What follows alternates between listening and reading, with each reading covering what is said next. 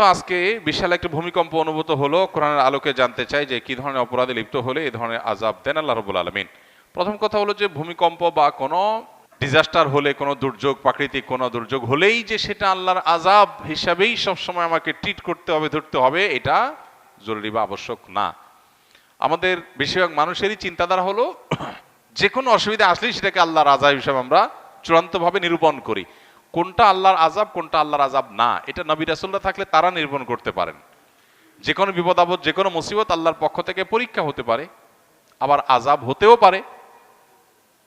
এখন কোনটা আযাব, কোনটা আল্লাহর পক্ষ থেকে পরীক্ষা, কোনটা আল্লাহ কি জন্য করেছেন সেটা তো আমি জানি না। আমি কিভাবে নিরূপণ করব? একজন মানুষের জীবনে বিপদ এসেছে, কোন একটা বিপদ এসেছে, হতে পারে তার এই বিপদটা তার মর্যাদা বৃদ্ধি করবার কারণ, হতে পারে তার এই বিপদটা পরীক্ষা স্বরূপ, হতে পারে তার এই বিপদটা তার কোনো পাপের ফসল। কিন্তু আমি বলে দিতে পারি না চূড়ান্তভাবে যে এটা পাপের ফসল অবশ্যই। এই জিনিসটা আমাদের মাথায় রাখতে হবে। অনেক সময় দেখা যায় সমাজে একজন মানুষ বিপদে পড়ছে, তখন আমরা ধরে নেই যে নিশ্চয়ই কোনো খারাপ কাজ করছে, নাহলে বিপদ হলো কেন। অথচ খারাপ কাজ করলেই শুধু কি হয় না, বিপদ হয় না। এই জন্য এটা একটা মৌলিক বিষয় আমাদের মাথায় রাখতে হবে। দ্বিতীয় কথা হলো, ভূমিকম্প পৃথিবীর সেই প্রাচীন কাল থেকে, শুরু থেকেই নানা সময় হয়েছে। কোরআনে কারিমে একটা সূরা আছে, সূরা জিলজাল, নাম হলো ভূমিকম্প। সূরার নামই হলো ভূমিকম্প। সৃষ্টি জগৎ যে ধ্বংস হয়ে যাবে মহাপ্রলয়ের মাধ্যমে, যেটাকে কোরআনে বিভিন্ন জায়গায় আস-সাআহ বলা হয়েছে, সেই মহাপ্রলয় বা বিশেষ মুহূর্ত, যেটা সৃষ্টি জগতের ধ্বংসের মুহূর্ত, সেই মুহূর্ত শুরু হবে যে সমস্ত বিষয় দিয়ে, এর মধ্যে একটা হলো ভূমিকম্প। কিয়ামতের বড় যে 10টি আলামত আছে, এর মধ্যে একটা আইটেম হলো ভূমিধস।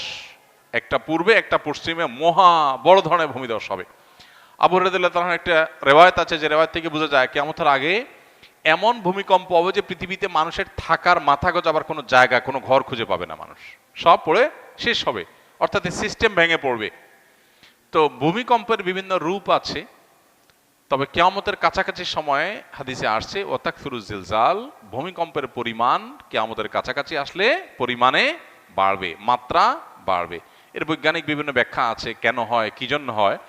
এই ব্যাখ্যারও গোড়ার ব্যাখ্যা বা এই ব্যাখ্যারও পেছনের কথা হলো যে আল্লাহ রাব্বুল আলামিনের ফায়সালা এটি হবে। যেমন এই যে অনেক বেশি ভূমিকম্পের পরিমাণ বেড়ে যাবে, এটা রাসূল সাল্লাল্লাহু আলাইহি ওয়াসাল্লাম বলেছেন ১৫০০ বছর আগে। তখন তো পৃথিবীতে এত ভূমিকম্প ছিল না। এখন আস্তে আস্তে দিন দিন যে বাড়ছে, ওনার কথা তো খাটছেই। এখন হয়তো অনেক বৈজ্ঞানিক গবেষণা, বৈজ্ঞানিক অনেক সূত্র আমরা আবিষ্কার করতেছি।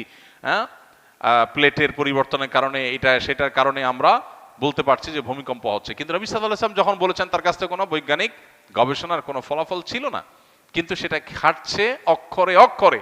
তাহলে বোঝা গেল যে বৈজ্ঞানিক ব্যাখ্যা, গবেষণা থাকতে পারে, সেগুলো সত্য হোক, কোনো অসুবিধা নেই, সত্য হতে পারে, সত্য। এরপরও এর চেয়ে মহাসত্য হলো এটা আল্লাহর ফয়সালা, এটা আল্লাহর ফয়সালা, এবং সেজন্য হচ্ছে। বৈজ্ঞানিক যোগ বিয়োগ ব্যর্থ হয়ে যেতে পারে, ভুল প্রমাণ হয়ে যেতে পারে, আল্লাহর ফয়সালা ভুল হওয়ার কোনো সুযোগ নাই। এজন্যই তো দেখা যায় এই যে কোভিড-19 সময় আমরা দেখেছি অনেকে পরিপূর্ণ নিরাপদ জায়গায় ছিলেন, আবার কোভিডে আক্রান্ত হয়ে গেছে। আরেকজন সারাক্ষণ কোভিডের রোগীর কাছে ছিলেন, তার কিছুই হয় নাই। তাহলে বৈজ্ঞানিক যুক্তিতে একজন লোক সেফ ছিল, সে তো ভালো থাকার কথা, কিন্তু ভালো থাকে নাই, তাই না?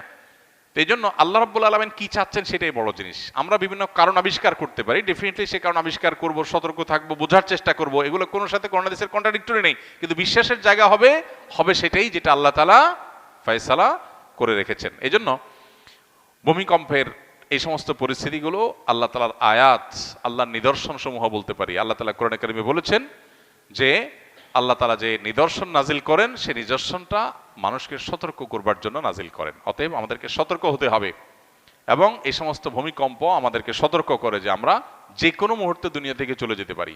বিধায় আমাকে প্রস্তুত থাকতে হবে সব সময়, তওবা, ইস্তেগফার, আল্লাহর দিকে রুজু হওয়ার জন্য কোনো অপেক্ষা নয়। এখনই এই মুহূর্তে আমার তওবা করে ফেলতে হবে, হতে পারে এর পরের মুহূর্তে আমি আর সুযোগ পাবো না। দুনিয়াটা যে খুবই ক্ষণস্থায়ী, এটাকে আমরা যতটা পার্মানেন্ট মনে করি, যেভাবে এটার জন্য আমাদের প্রিপারেশন থাকে, তাতে মনে হচ্ছে অনন্তকাল থাকবো, সেটা যে ভুল। এটা আল্লাহ তাআলা এই সমস্ত ঘটনার মধ্য দিয়ে আমাদেরকে বারবার করে বার্তা দেন, স্মরণ করান। নবী রাসূলরা এসে যে কাজটি করাতেন, স্মরণ করাতেন সেটি। অতএব আল্লাহ তাআলা আমাদেরকে এগুলো থেকে শিক্ষা গ্রহণ করবার তৌফিক দান করুন। কিয়ামতের দিন, মহাপ্রলয়ের দিনটি থাকবে শুক্রবার। এটি বিশুদ্ধ হাদিসে বর্ণিত হয়েছে, নবী সাল্লাল্লাহু আলাইহি ওয়াসাল্লাম থেকে সুসাব্যস্ত হয়েছে। শুক্রবারের ফজিলত সংক্রান্ত একটা হাদিসে জুমার দিনে কি কি হয়েছে এবং কি কি হবে সেগুলো বলতে গিয়ে একটা পর্যায়ে এই দিনেই কিয়ামত প্রতিষ্ঠিত হবে বা মহাপ্রলয় হবে, যখন সৃষ্টি জগতের সব কিছুকে আল্লাহ তাআলা ধ্বংস করবেন, আবার পুনরায় মানুষকে, প্রাণী জগৎকে আবার সৃষ্টি করে সবার হিসাব নিকাশের মুখোমুখি করবেন, হাসর কায়েম হবে। তো এই যে মহাপ্রলয়ের মধ্য দিয়ে যে মহাধ্বংসযজ্ঞ হবে, মহানিনাদ হবে, বিকট আওয়াজের মধ্য দিয়ে গোটা সৃষ্টি জগৎকে আল্লাহ তাআলা শেষ করে দিবেন, সেই দিনটি জুমাবার হবে, এটি বিশুদ্ধ হাদিসের আলোকে প্রমাণিত। এখানে একটা সূক্ষ্ম প্রশ্ন তৈরি হয়, সেটা হলো জুমার দিনে গোটা দুনিয়া ধ্বংস হবে, এটা হাদিসে আছে, অথচ গোটা পৃথিবীর সব জায়গায় একই দিনে জুমার দিন হয় না। বাংলাদেশে আমরা যখন আজকে ধরুন জুমার দিন, শুক্রবার দিন, এখন আমরা জুমার দিনে জুমা আদায় করছি, জুমার দিনে আমল করছি, ঠিক এই সময় পৃথিবীর অনেক দেশে গভীর রাত, ঘুম, বা অন্য কোনো দিন, বৃহস্পতিবার। তাহলে যখন কিয়ামত একই দিনে হবে গোটা পৃথিবীতে, বার তো একইটা থাকবে না, তাহলে সেখানে তো শুক্রবার না, সেখানে কেমনে কিয়ামত হবে? এটার উত্তর হলো, আজকে পৃথিবীর যে ব্যবস্থাপনা আমরা দেখতে পাচ্ছি, মহাপ্রলয়ের দিন পৃথিবীর এই ব্যবস্থাপনা থাকবে না। আমরা আজকের পৃথিবীর সাথে তুলনা করে সেদিনকে আমরা বিচার করছি যে সেদিন তো কোথাও জুমার দিন, কোথাও বৃহস্পতিবার দিন হবে, কোথাও দিন হবে, কোথাও রাত হবে। এ দিন এবং রাত এবং বারের এই পরিবর্তন আল্লাহর যে সমস্ত সৃষ্টির কারণে হয়ে থাকে, যে সিস্টেমের কারণে হয়ে থাকে, কিয়ামতের মুহূর্তে ওই সিস্টেম পুরাটাই মুখ থুবড়ে পড়বে, ভেঙে পড়বে, এগুলোর কোনোটাই কাজ করবে না। যে সূর্যের অবস্থান পরিবর্তনের কারণে দিন এবং রাতের পরিবর্তন হয়, এই সূর্যই আলোহীন হয়ে যাবে। হাদিসে আসছে, নবী সাল্লাল্লাহু আলাইহি ওয়াসাল্লাম বলেছেন, যেই সকাল থেকে মহাপ্রলয়ের শুরু হবে তার আগের রাত হবে দীর্ঘ। এই যে দীর্ঘ রাত হবে, তখন তো গোটা পৃথিবী একাকার হয়ে যাবে। এবং আল্লাহ তাআলা কোরআনে কারীমে বলেছেন সূরা শামসের মধ্যে যে ইদা শামসু কুব্বিরাত ওয়া ইদান নুজুমু কাদারাত। এই সূরা শুধু অনুবাদ পড়লে আপনার কাছে পরিষ্কার হয়ে যাবে বিষয়টা। আল্লাহ বলেছেন সেদিন সূর্য কি হবে? আলোহীন হয়ে যাবে। সূর্যের আলো কারণে তো দিন হয়। সূর্যের আলোই যখন থাকবে না, তারকারাজি যখন খসে পড়বে, চাঁদ, সূর্য এবং গোটা সৃষ্টি জগৎ, মহাকাশ এবং আপনার নবমণ্ডল, ভূমণ্ডল সব যখন শেষ হয়ে যাবে এবং এগুলোর প্রিপারেশন যখন শুরু হবে, আগের রাতটা হবে দীর্ঘ, মানুষ অপেক্ষা করবে সকালের, কিন্তু ভোর আর হবে না। এরপরে পশ্চিম দিকে সূর্য উঠবে, তারপরে ধাপে ধাপে সিংহা ফুৎকার দেয়া হবে, মহাপ্রলয় শুরু হবে।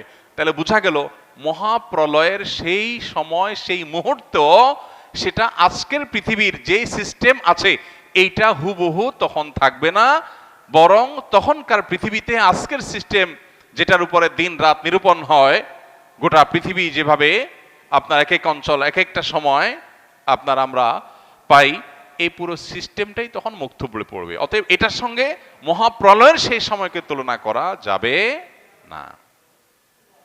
আর সবচেয়ে বড় বিষয় হলো, যখন কোনো হাদিস বিশুদ্ধভাবে প্রমাণিত হয়, তখন সে হাদিস যদি আমাদের কোনো কারণে বুঝে নাও আসে, তো আল্লাহ তাআলা ভালো জানেন কিভাবে এটা হবে, কিন্তু হবে এটুকু নিশ্চিত।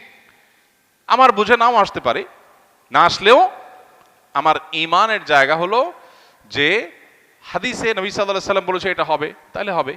অনেক কিছুই তো আমাদের বুঝে আসে না। 1450 বছর আগে নবী সাল্লাল্লাহু আলাইহি ওয়াসাল্লাম অনেক কিছু বলেছেন যেটা আমাদের বুঝে আসে না। কোরআনে আল্লাহ তাআলা বলেছেন যে ওয়াল বিগালা ওয়াল হামিরা লিতারকাবুহা ওয়া জিনা। এরপর আল্লাহ তাআলা বলেছেন ওয়াফআলু আরে মা লা তা'লামুন। আয়াতটা কি জানো? হ্যাঁ, একটা পর্যায়ে আল্লাহ তাআলা বলেছেন ওয়াখলুকু মা লা তা'লামুন। আর এই যে গাদা, খচ্চর, যেগুলো তোমরা বাহন হিসাবে এগুলোকে গ্রহণ করছো, এগুলো দিয়ে তোমরা চলাফেরা করছো। দেখুন তখনকার পৃথিবীতে গাদা, খচ্চর, ওট, ঘোড়া, এই তো, এছাড়া তো আর বাহন ছিল না। এগুলো দিয়ে মানুষ চলতো, নৌকা দিয়ে মানুষ চলতো।